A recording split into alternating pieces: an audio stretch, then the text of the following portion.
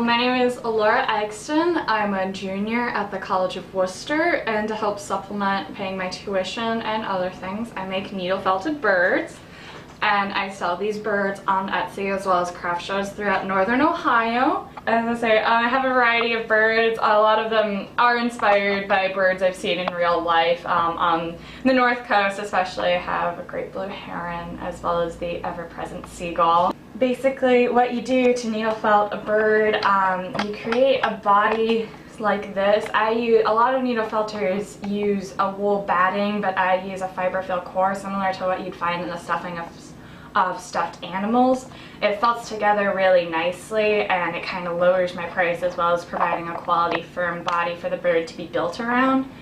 So once you do that, you want to cover it with another type of wool. This one I've covered in white already. What you would do is you take a certain type of wool. This is a wool called a Corriedale. It's a little more coarse. You also have a merino, which is a lot softer, and you can dye them any color you want. These are just the nicest examples I have right now, as well as an alpaca, which is incredibly soft and fun to work with. But you take that, you would unroll it a little bit, and eventually take off a little strand, find the appropriate amount that you want, and then take a specialized felting needle. This one has 3 on it right now, but you can adjust that as you see fit. They have little barbs on it that allow the wool fibers to tangle, and that creates the more firmness that you see here as opposed to just this loose wool you see here. It's kind of like a reverse carding. And then you do that repeatedly. You poke it and you poke it and you poke it, you poke yourself and then you poke it, and eventually it starts to firm up, and you can create different shapes with that. You can use smaller bits of wool to create details like the beak here, the eyes.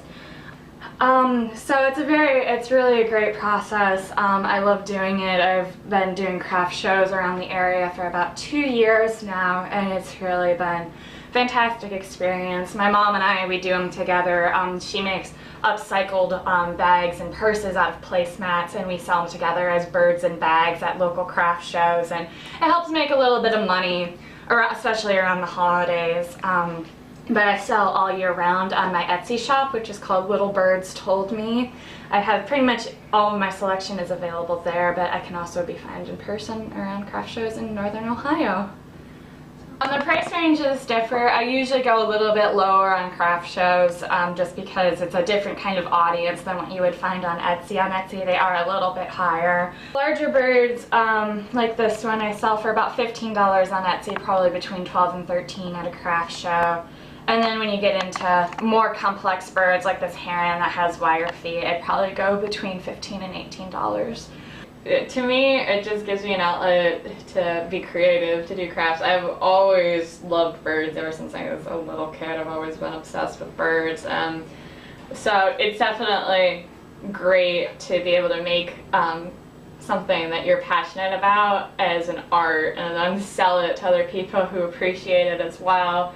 I joke that I really don't make much of any money doing it, but it supports itself for the most part, and I feel like I would be not as fulfilled if I didn't at least try to make things that I care about and make art with my own hands.